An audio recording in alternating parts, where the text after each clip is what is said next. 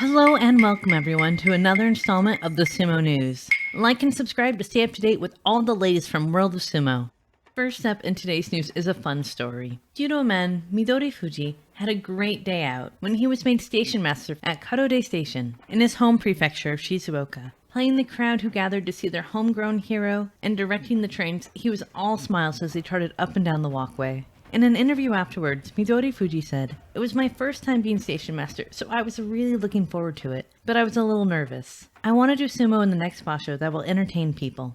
No doubt he has a new spring in his step after feeling the overwhelming support from his hometown fans. Next up is an update on the much beloved and recently retired Hanakaze. Originally there was suspicion that he was planning on opening a chanko shop in Kobe, which we here at World of Sumo reported on.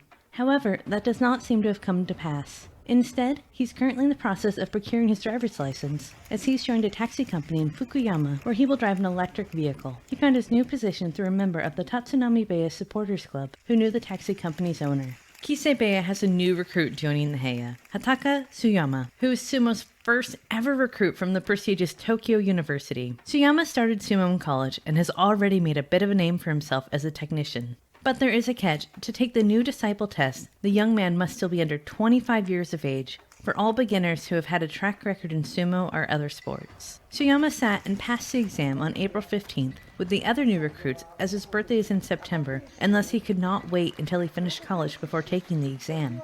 Tsuyama will also be moving into Kise Beya and commuting to the university for his final year of school. He seems to be a determined young man.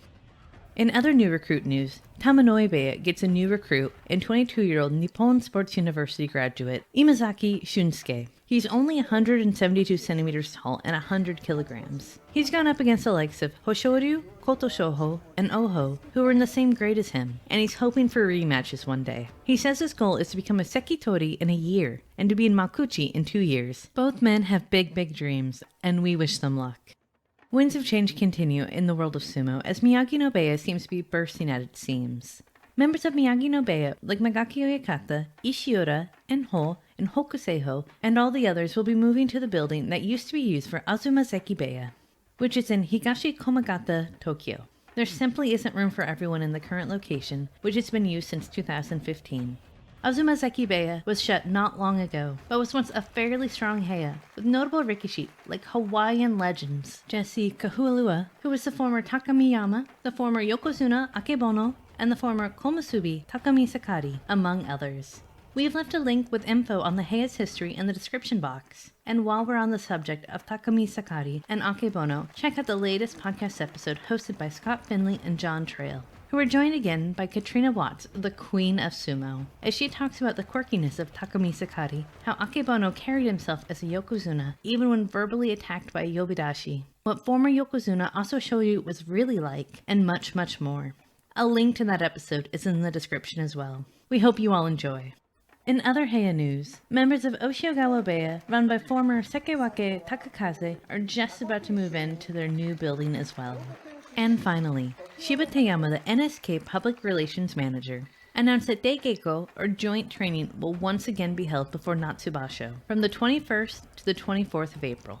He also revealed that there will be PCR testing for all the members of the association for Natsubasho after the Bansuke has been released on April 25th.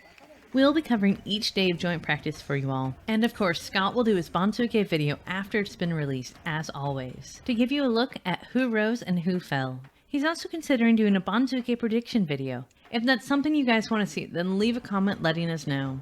And with that, that's everything for this episode of the Sumo News.